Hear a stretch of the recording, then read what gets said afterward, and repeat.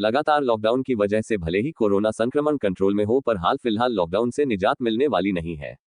दरअसल कोरोना संक्रमण की पॉजिटिविटी रेट 15 के आसपास बनी हुई है, लिहाजा जो लोग यह सोचकर चल रहे हैं कि 17 मई के बाद लॉकडाउन में छूट मिलेगी, तो उनका यह विचार गलत हो सकता है, क्योंकि मुख्यमंत्री पहले ही घोषणा कर चुके हैं जिन शहरों में कोरोना संक्रमण की पॉजिटिविटी रेट 5 से अधिक होगी वहां लॉकडाउन यानी कोरोना जनता कर्फ्यू में छूट नहीं दी जाएगी, क्योंकि उज्जैन में भी कोरोना संक्रमण की पॉजिटिविटी रेट 15 के आसपास है और रोजाना 250 से अधिक नए कोरोना मरीज मिल रहे हैं। ऐसे में उज्जैन में 17 मई यानी कल से लॉकडाउन में छूट नहीं मिलने वाली। यही नहीं, कोरोना को काबू करने के लिए लॉकडाउन को और सख्त किया जा रहा है। कलेक्टर आशीष सिंह के मुताबिक क्योंकि लॉकडाउन के बावजूद भी तमाम ऐसे लोग हैं जो लॉकडाउन का उल्लंघन कर बेवजह सड़कों पर घूमते नजर आते हैं और कोरोना संक्रमण को फैला रहे हैं, लिहाजा अब उनके वाहनों को जब्त करने की कार्यवाही की जा रही है।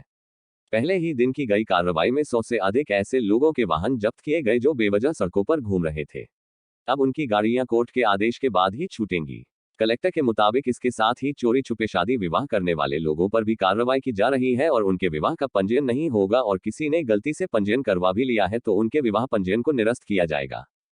से जो उसका प्रभाव है और जो संक्रमण की दर है और अस्पतालों में जो भर्ती मरीजों की संख्या है उसमें निश्चित रूप से कमी आई है, लेकिन अभी भी हमारा डेली का आंकड़ा जो है लगभग 250 के आसपास आ रहा है। अभी भी हमारी पॉजिटिविटी लगभग 15% बनी हुई है, तो निश्चित रूप से अभी भी बहुत एहतियातन कदम उठाए जाने की आवश्यकता है और इसलिए जो हमारा जनता कर्फ्यू है हम लोग उस पर लगातार और ज़्यादा सख्ती कर रहे हैं। ऐसे लोग जिनको मेडिकल इमरजेंसी है, ऐसे लोग जिनको अन्य कोई बहुत आवश्यक कार्य के लिए जाना है, हम लोग केवल उनको छूट प्रदान कर रहे हैं। बाकी सभी को न केवल खुली जेल की कार्रवाई हो रही बल्कि कल से हम लोगों ने गाड़ियां भी जब्त करनी शुरू करी हैं। कल 100 से ऊपर वाहन जो हमारे द्वारा जब्त किए गए हैं वो 10-15 दिनों बाद कोर्ट के आदेश के बाद ही छोड़े जाएंगे। इसके अलावा ये भी देखने में आ रहा था कई सारे लोग चोरी छुपे अभी भी शादियां कर रहे थे और उसकी वजह से 2-3 घटनाएं हमारे ज़िले में ही हो गई कि जहां पर न केवल संक्रमण बढ़ा बल्कि कुछ जगहों पर डेथ्स होना भी रिपोर्ट हुई। तो अगर ऐसा कोई केस हुआ भी है तो उसका विवाह का पंजीयन न किया जाए, ये भी मेरे द्वारा आदेश जारी किए गए हैं। कुल मिला के हम लोग बहुत ही एक अहम पड़ाव पर हैं कोरोना के खिलाफ लड़ाई में। अगर हम लोग यहाँ पर सजग रहे, अगर हम लोग यहाँ पर सख्त रहे तो निश्चित रूप से 6-7 दिनों के अंदर संक्रमण पूरी तरीके से कंट्रोल हो जाएगा। लेकिन अगर हम लोगों ने यहाँ पर ज़रा सी भी ढील दी तो वापस उसी अवस्था में पहुँचते हुए हमको देर नहीं लगेगी।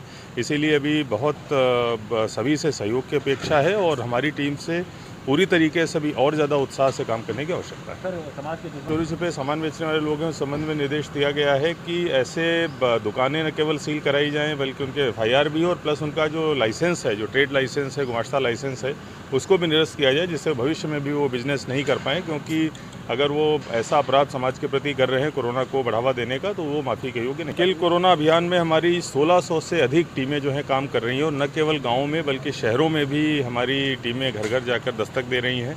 आंगनवाड़ी आशा कार्यकर्ता और हमारे जो शिक्षक हैं वो घर घर जा रहे हैं, ऐसे लोग चिन्हांकित कर रहे हैं जिनको सर्दी खांसी जुकाम बुखार है और उसके बाद ANM MPW की टीम जाती है, दवाइयों के किट का वितरण भी करती है और लोगों को देखती भी है और इसके बहुत अच्छे परिणाम आए हैं। आपने देखा होगा कि जो गंभीर मरीज़ आते थे अस्पतालों में उनका आना कम हुआ है। जो लोग जरा सा भी लक्षण जिनको आते हैं तत्काल वो दवा ले लेते हैं, ठीक हो जाते हैं। तो गंभीर मरीजों का आना भी इससे कम हुआ है। डेथ्स पे भी बहुत ज़्यादा कंट्रोल मिला है। 2 चरण हमारे इसके पूरे हो चुके हैं, तीसरा चरण जो है भी वो चल रहा है।